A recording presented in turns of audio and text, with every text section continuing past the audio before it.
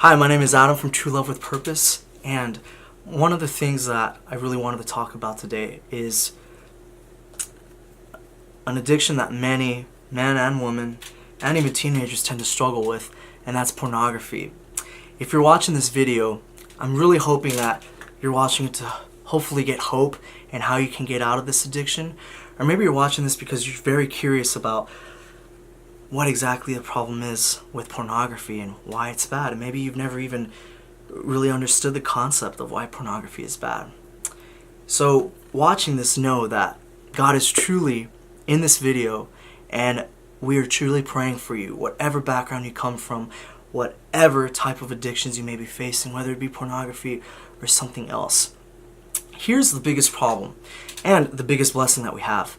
God gave us this amazing brain. We all have a brain. We all have the uniqueness and the talents that the brain has blessed us with.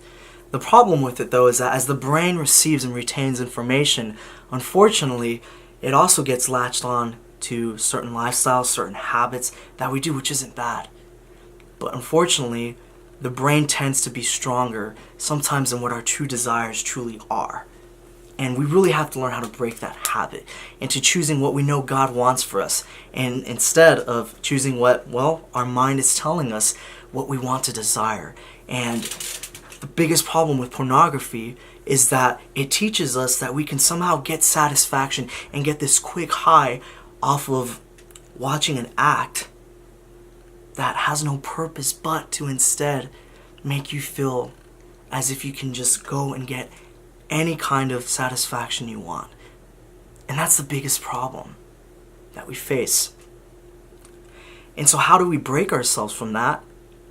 Well, I think it's very simple, and it's truly teaching our minds how to latch on to more healthier, positive things. It's just prayer and watching other videos, watching how to pray, watching inspiring videos, and keeping ourselves busy, more importantly. You see, when we get bored, when we get lonely, the mind tends to heighten its senses, and it wants to get a quick high off of something that we can use to quickly entertain ourselves or satisfy ourselves, which isn't the way to do it, unfortunately.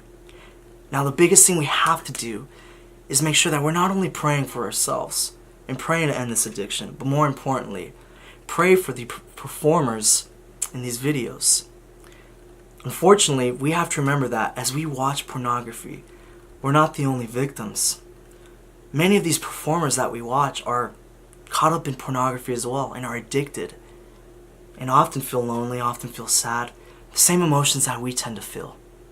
So we always have to remind ourselves that when we watch these performers, they are victims too, and we have to keep them in prayer and hope that they can see their true value and worth.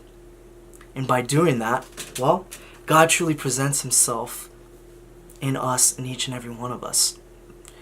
One of the greatest conversations I had with a friend was how he told me, how could pornography be so bad? Because there's obviously, all I'm doing is just watching. But you see, God intended sex to be something sacred, something holy, that the love between a man and a woman could produce a child. And that's what Jesus tells us. He says the family's purpose is to go and produce offspring and bear fruit.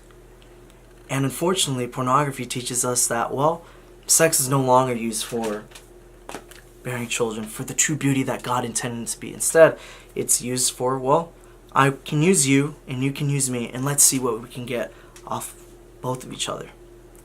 And that's not the way God intended sex to be. So remember that. Know your value. Know that each of you has a purpose and that your bodies are sacred. And no matter how many times you mess up, you have an addiction, remember that you were made to love. And that since God has made you to love, you are made in his image. And because you are made in his image, you are constantly loved and adored despite the many sins that we have. And when we look at pornography, we tend to feel that we aren't. We tend to feel distant from God because that sin has separated us from the eternal love that he gives us, which is why God hates sin, and which is why we must learn to hate sin and go to confession and to learn how to be face to face with God again. So always remember that Jesus is always praying for you, and Jesus is always with you. And more importantly, that no matter how many times you mess up, you are loved and adored. We're praying for you, and if you have any questions, comments, or feel free to email us, please contact us at True Love with Purpose. Thank you so much, and God bless.